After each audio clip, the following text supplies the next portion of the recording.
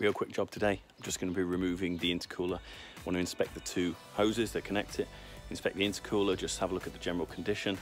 Again, just around the subject of boost leaks and things like that.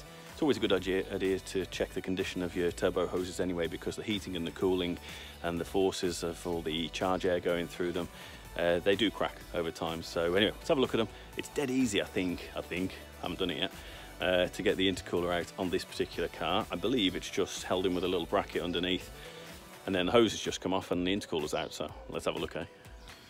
Okay, so when you just get straight under the front bumper of the car, there's this plastic thing that you see here, and there's a screw here, and there's a screw here as well.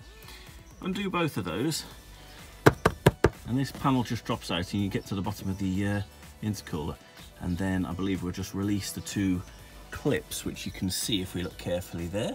That's the turbo hose there, so we're just going to release that clip, pull the hose off, and I believe the intercooler will just come out. So let's have a go at that and see how far we get.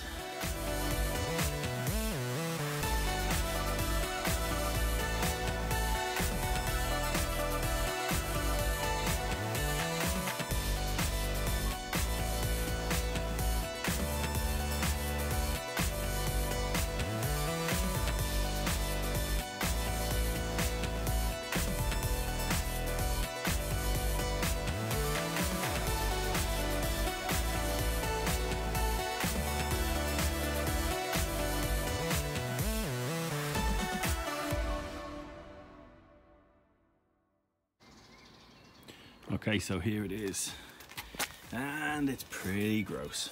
So the intercooler on the 530D is not actually that big, and I'm sure with a bit of Googling you'll be able to see there's plenty of options for upgraded, bigger intercoolers.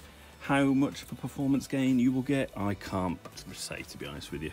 Obviously a bigger intercooler is going to be a good idea if you're going to tune your car, because you want to get cooler charge air going in, but I think to be honest, the standard one that comes with it is okay. It's not amazing, but anyway, it's just quite interesting how foul and filthy this is. I did a very unscientific test just to see if there are any obvious leaks on it by just putting my palm over the one end to make a nice seal, and then sticking my mouth over the other side and blowing in, and it holds pressure enough to not really consider any sort of a leak there. But anyway, I'm going to give this a bit of a clean now and blast through some of this grit and all this road grime that's stuck on the intercooler there. I'm just going to inspect underneath the connecting pipes. So if you come underneath, you'll see up here, I don't know if you'll be able to see that tube there. You see that? That's the side that comes off the turbo. And that's your radiator just here, and over to this side. Don't know if I can just tweak it back. Here's the other side, and there's a good bit of tubing to inspect there, so I'm going to have a good look at these tubes just to check for any splits and cracks, because that is something you need to be aware of on any car, not just this one. All right.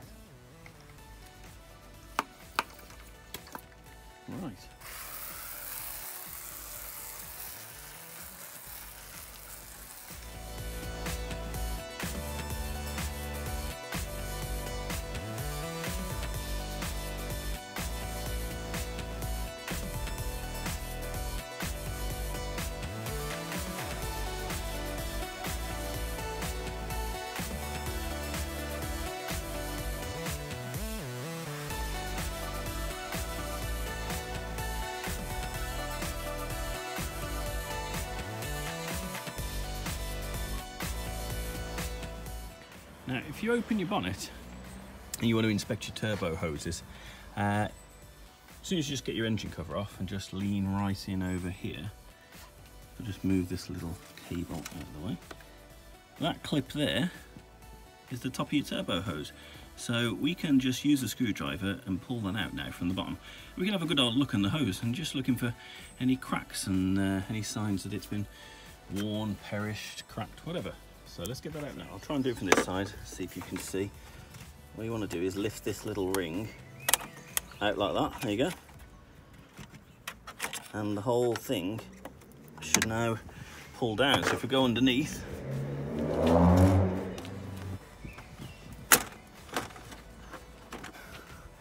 there we go. Okay, so if you're inspecting a turbo hose, you obviously want to have a look at the seals. So that there is the little rubber O-ring, the seal around the edge. You can see that that's not got cracked or displaced, lost, whatever.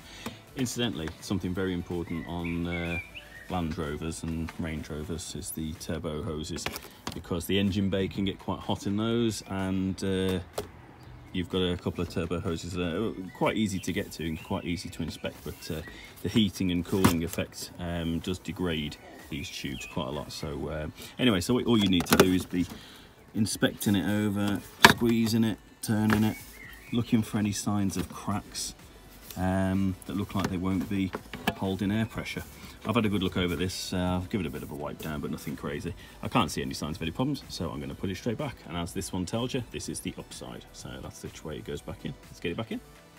So just as we go underneath, so I'm just on my back now, this is the radiator. This is the right hand side. Up there is the turbo hose, and a short little hose that's got a sort of spiral wire around it to hold it in place. That's the one I want to get off now. I just want to have a look at it, and I noticed there is a bit of movement just in terms of on there. You know, I know it shouldn't be like rock hard or anything, but it just seems like it isn't particularly tight. So anyway, I'm going to spin that round until I find the little, there we go, the bit that I want, and pull it out and have a look-see. Right. Okay, so here's the charge tube, the charge hose that comes off the end of the turbo here and into the intercooler here. So the air is going this way, being forced that way through the intercooler and back up through the rest of the intake. So we're just going to have a little look around here, just have a quick look at the seals. See, it looks okay just on first glance. I'll give it a bit more of a look over and check all of this to make sure there's no cracks, especially where this coil goes around it as well. So let's just have a little look at that and then see where we are. Right, so I'm going to reinstall the hose that goes onto the turbo. You can just see it. You see it there? Where am I pointing to? This thing here. That's where it's going. That black connection there.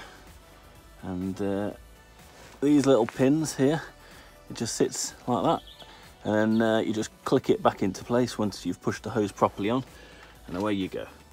Now, the way I got this, it's a little bit of a tight squeeze actually getting the turbo hose back up there.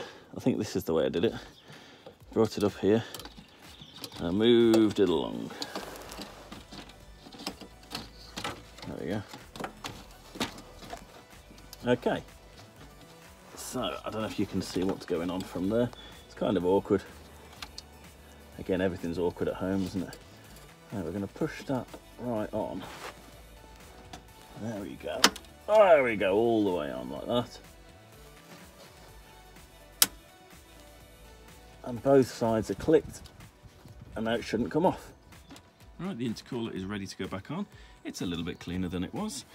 All around, give it a bit of a scrub down and that, and clean the connection points.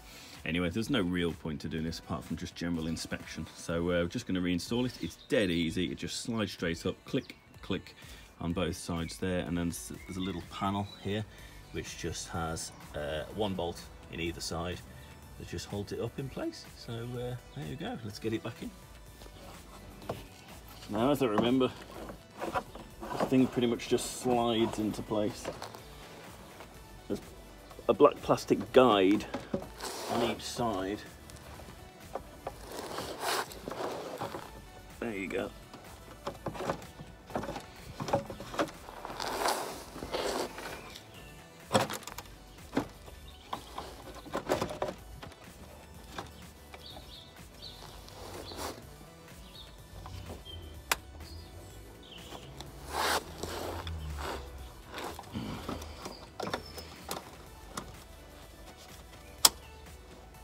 Go.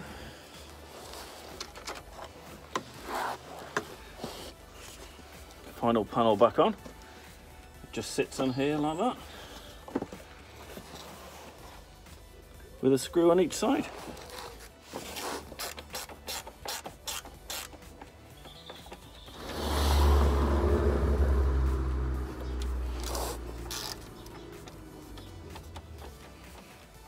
And it's back in. Dead easy really, anyone can do it. You don't even need any special tools. You need a Torx bit to just get the plastic under tray off. Once that's out, a flat bladed screwdriver is all you need just to release the clips on the hoses, and you can do it yourself. So this is the same if you were doing an intercooler upgrade. I'm not doing one. If I was going to tune the car, blah blah blah, probably would do then. But it is just if you can buy the right one that fits a bigger intercooler, then yeah, it's just a straightforward job. I mean, I was including cleaning it. This has been 1 hour max, I would say. So easy little job. Hey, there you go. See you later.